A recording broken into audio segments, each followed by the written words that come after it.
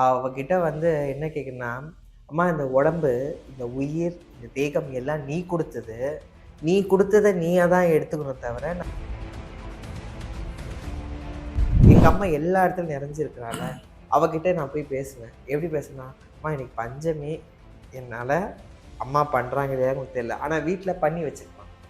ஒரு பாயாசமோ, அப்ப அவ எனக்கு வழிவாசல் பண்ணா. எனக்கு என்ன தேவை நான் பார்த்துக்கிறேன். நீ உனக்கு என்ன வேணும்?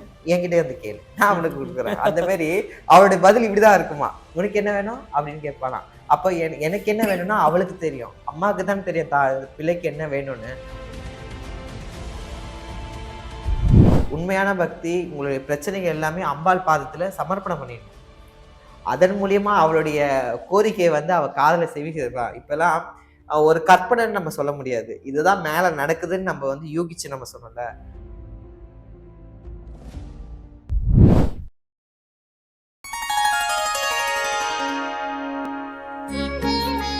ஸ்ரீ வாராகி டிவி நேயர்கள் அனைவருக்கும் வணக்கம். நான் உங்க ஜித்து. இன்னைக்கு என் கூட ஒரு ஸ்பெஷலான கெஸ்ட் இருக்காங்க. வாராகி அம்மாவோட தீவிர பக்தர் அஜித்குமார் இருக்காரு. வணக்கம் பிரதர், எப்படி இருக்கீங்க? நல்லா இருக்கிறேன். நீங்க எப்படி இருக்கிறீங்க? 100க்கு ஒரு 10% பாத்தீங்க அப்படின்னா பணக்காரங்களா இருப்பாங்க. ஒரு ஆடம்பரமான ஒரு என்ன சொல்றது, ஒரு வழிபாடு இருக்கலாம். விதவிதமா துணிகள் வாங்கி கொடுக்கலாம், நிறைய பிரசாதங்கள் வைக்கலாம். ஆனா பெரும்பாலும் ரொம்ப கஷ்டப்படுறவங்க தானே அம்மா வழிபடுவாங்க. அப்படி இருக்கும்போது நீங்க உங்க வாழ்க்கையில நீங்க நெய்வேத்தியம் வைக்கிற கூட கஷ்டப்பட்டு நான் வழிபட்டேன்னு சொன்னீங்க. அப்படி இருந்த நீங்க இப்போ எப்படி வழிபடுறீங்க? நீங்க கஷ்டப்பட்டு தானே இந்த நிலைமைக்கு வந்திருக்கீங்க.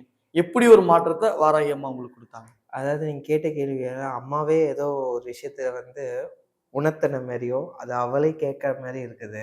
கேட்ட கேள்வியும் ரொம்ப எனக்குள்ள இருக்கிற அந்த கேள்விக்கான பதில் இன்னைக்கா இருக்கும்னு நினைக்கிறேன். நீங்க சொன்னீங்க கஷ்டமா இருக்கிற நேரத்துலனா, அவகிட்ட வந்து என்ன கேட்குறேன்னா, அம்மா இந்த உடம்பு, இந்த உயிர், இந்த தேகம் எல்லாம் நீ குடுத்தது. நீ குடுத்தத நீயா தான் எடுத்துக்கணும் தவிர, நான் வேற யார்கிட்டயும் போய் என்னுடைய கஷ்டத்த நினைச்சு நான் பாராயணம் பண்ண முடியாது. நான் பேச முடியாது. பாராயணம்னா, அதையே ஒரு புராணம் மாரி எல்லார்கிட்டயும் அதே ஒரு ஃப்ளோ மாரி சொல்லினே இருக்க முடியாது. அம்மா எனக்கு இருக்கிறதுக்கு இப்ப இருக்கிற என் நிலைமைக்கு நீ என்ன வேணுமோ அத நீயே கேட்டுக்கோ. அதுக்கேத்த மாரி நான் என் உழைப்ப நான் குடுத்து உனக்கு நான் அத பிரசாதம் நான் பண்றேன் அப்படின்னு. அதுக்கப்புறம் அந்த இடத்த விட்டு மாற்றம் வந்த பிறகு, எனக்கு கொஞ்சம் கொஞ்சமா அந்த பணத்துக்கு அத வந்து நம்மளுடைய வேலை செய்வதற்கான கூலி குடுக்கும்போது, அதுக்கேத்த மாரி சர்க்கரை பொங்கலு, ஒரு பௌர்ணமிக்கு வந்து பானகம், இப்படி கொஞ்சம் கொஞ்சமா படிப்படியா அம்மா வந்து எனக்கு வழிவாசல் பண்ணாங்க. இதுக்கப்புறம் இன்னும் பக்தியாகி நான் நெறைய விஷயம் பண்ணணும்னு நெனச்சா, எங்க அம்மா தான் எனக்கு செய்வாங்க. எங்க அம்மா தான் "இத செய்யுமா, இது பூஜை பண்ணு" அப்படின்னு சொல்லிட்டு நான் போயிடுவேன். ஏன்னா எனக்கு வேலை தானே முக்கியம். எனக்கு வேலை தானே கடவுள் ஃபர்ஸ்ட்டு உண்மை, கடவுளு. உண்மை, உண்மை, உண்மை. அடுத்தது தானே நான் வந்து அம்மாவ போய் பார்க்கணும். எங்க அம்மா எல்லா இடத்துலயும் நிறைஞ்சிருக்கிறாள, அவகிட்ட நான் போய் பேசுவேன். எப்படி பேசுவேன்னா, "அம்மா இன்னைக்கு பஞ்சமி. என்னால அம்மா பண்றாங்க இல்லையான்னு எனக்கு தெரியல. ஆனா வீட்ல பண்ணி வச்சிருப்பாங்க." ஒரு பாயாசமோ, அப்ப அவ எனக்கு வழிவாசல் பண்ணா. "இத்தன நாளா நீ கஷ்டப்பட்டல்ல. எனக்கு கற்கண்டு மூலியமா கூட வைக்கிறது கூட இல்ல. சர்க்கரை வச்சு வணங்கின்னு இருந்தல்ல.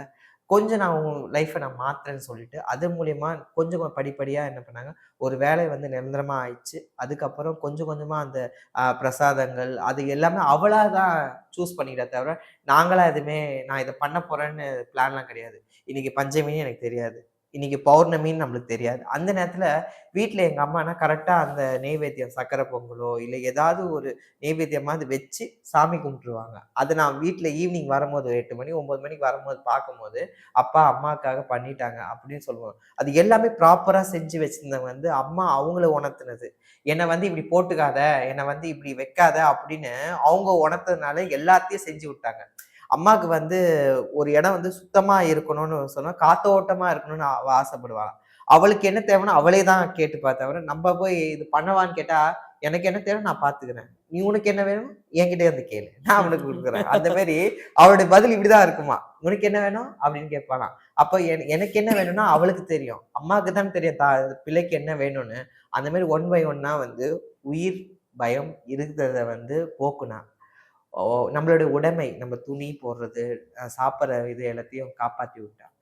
அதுக்கப்புறம் முக்கியமானதுன்னா, ஒரு வேலைக்காக நம்ம கேட்கிற பிரார்த்தனைய வந்து பஞ்சமிக்கு வந்து தீர்த்து வைக்கிறவ வந்து பஞ்சமி நாயகியா நம்ம வாராகிய நம்ம சொல்றோம்.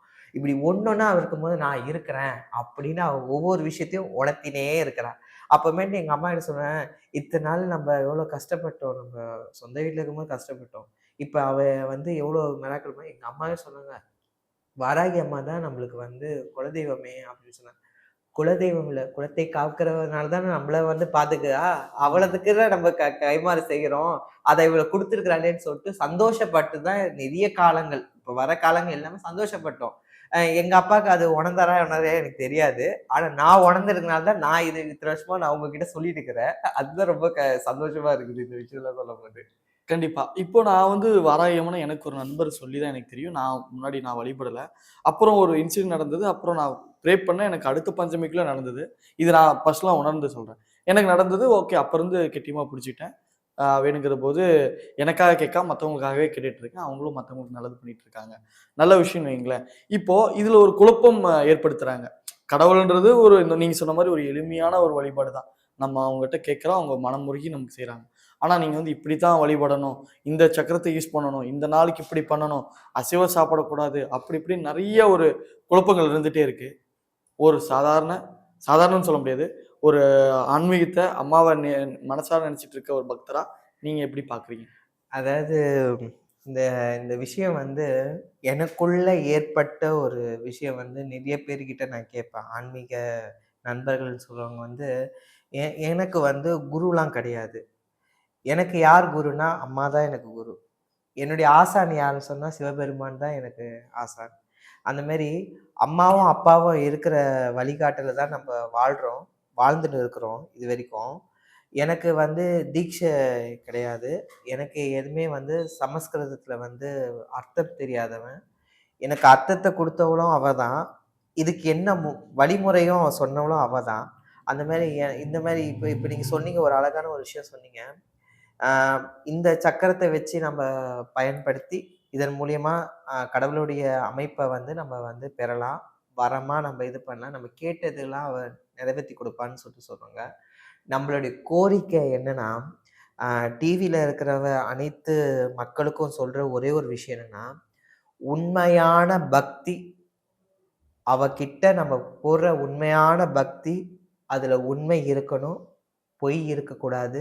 2வது என்னன்னா, நம்ம செய்ய வேண்டிய பூஜைகள் வந்து எளிமையா இருக்கணும்னு சொல்லிட்டு அவ விருப்பப்படுவாளாம். எளிமையான ஒரு பூஜைன்னா, நம்ம கற்பூரம், தீபாராத்தனை காட்டுறோம். ஒரு வீட்ல கற்பூரம் இருக்காது. ஊதுபத்தி இருக்கும். உண்மை. ஒரு வீட்ல வந்து ஊதுபத்தி இருக்கும். கற்பூரம் இருக்காது. இது மாரி மாறி, மாறி ஒரு ஒரு பொருள் இருக்காது. விளக்கு ஏத்துற விளக்கு எண்ணெய் இருக்கும், திரி இருக்கும், எல்லாம் இருக்கும். ஆனா, அதுக்கு காட்ட வேண்டிய மணியும் இருக்காது, எதுவுமே இருக்காது. இந்த மாரி சில சில விஷயங்கள்லாம் சொல்லும்போது, எப்படி அவங்கள வந்து ஆராதனை அப்ப பண்ணாங்கன்னா, பாடல் மூலியமா பாடி அம்மாவ வந்து அழைச்சாங்களாம். "எனது கஷ்டம் இப்படி இருக்குமா? எனக்கு என்னுடைய வறுமையில இருக்கிறேன். என்னால முடிஞ்சது என்னுடைய பாடல் மூலியமாவோ, இல்ல உன்னுடைய பக்தி மூலியமா நான் உனக்கு நான் செலுத்துறேன்னு" சொல்லிட்டு, இந்த மாரி செலுத்த ஆரம்பிச்சாங்க. உண்மையான பக்தி. 100ல இது கண்டிப்பா இந்த உண்மையான பக்தி வந்து நடந்திருக்குது.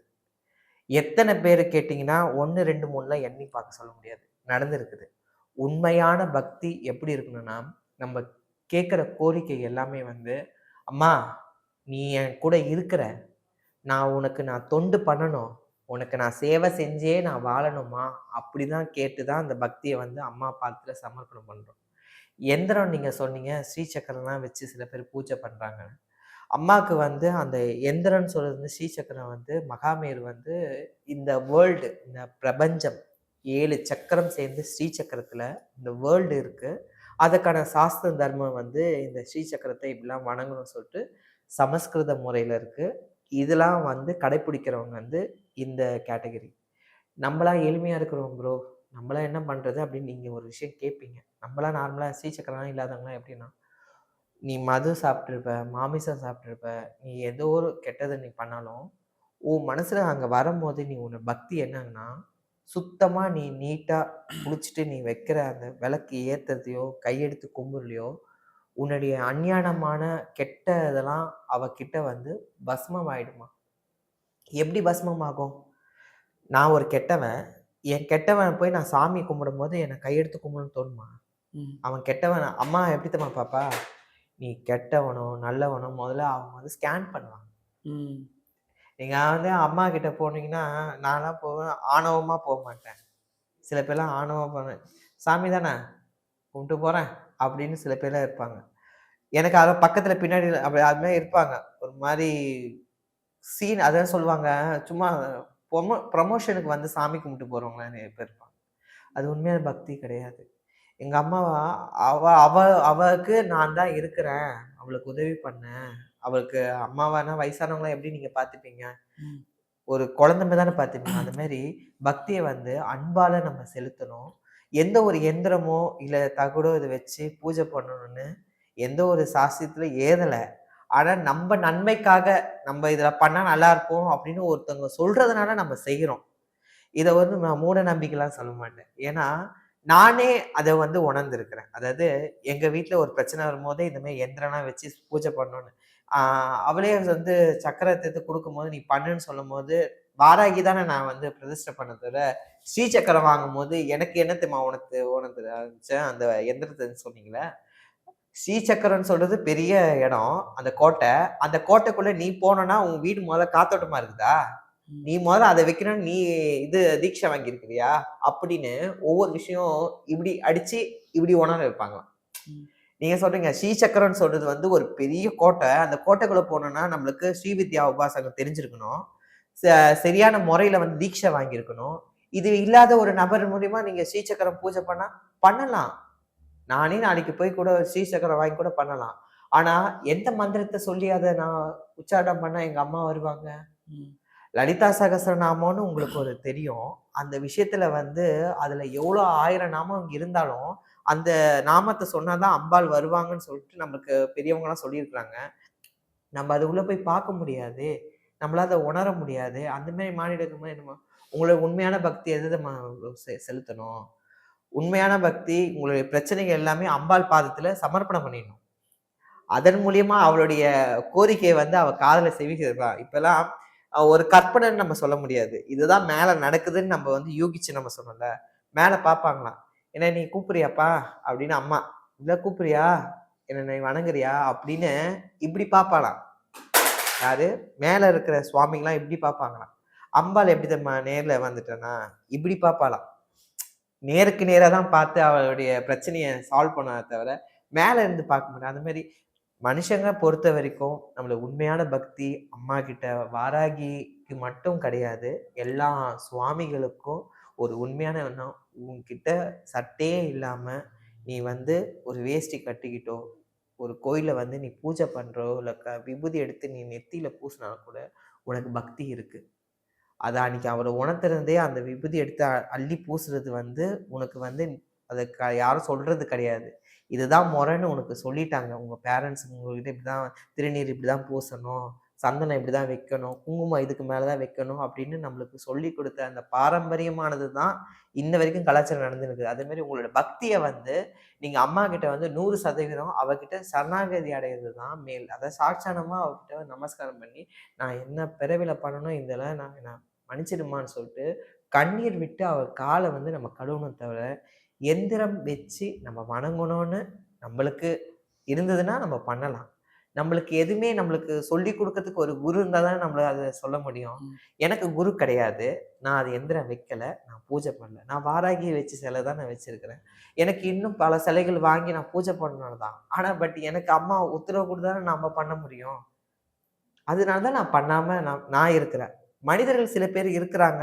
பல மக்கள் இருக்கிறாங்கன்னா, அது அவங்களுடைய கரெக்ட்டான அத சொல்லுவாங்க. அவங்க சாஸ்திரமா எடுக்கிற ஒரு தர்ம விதிப்படி அவங்க பண்ணுவாங்க. நம்மளுக்கு அது புதுமையா இருக்குன்னா, நம்ம என்னன்னா, நம்மளுடைய பக்திய அம்மாகிட்ட இப்படிதான் செய்யணும் அப்படின்னு இருக்கு. பரிகாரம்னு ஒண்ணு சொல்லுவாங்க. ம். அத செஞ்சிருப்பாங்க. ம். அதே மாரி வேண்டுதல்னு ஒண்ணு இருக்கும். அலகு குத்துறது, தீச்சட்டி ஏந்துறது, இதெல்லாம் என்னன்னா, உங்களுடைய கர்மாக்களுக்கு நீங்க அடிபடணும். அந்த தீயில உங்களுடைய கை இது பண்ணா தான் உங்களுக்கு கர்மாலாம் நீங்கும் கழியும். அப்படின்னு சொல்றாங்க. நம்ப எடுக்கிறதுனால தான அந்த கர்மாக்கு ஏத்த மாரி நம்ப அந்த ஒரு வலிய நம்ம வாங்கியிருக்கிறோம். அந்த மாரி பால் குடம் எடுக்கிறவங்க சில பேர் இருப்பாங்க. பால் வந்து பாவத்த கம்மி பண்றது.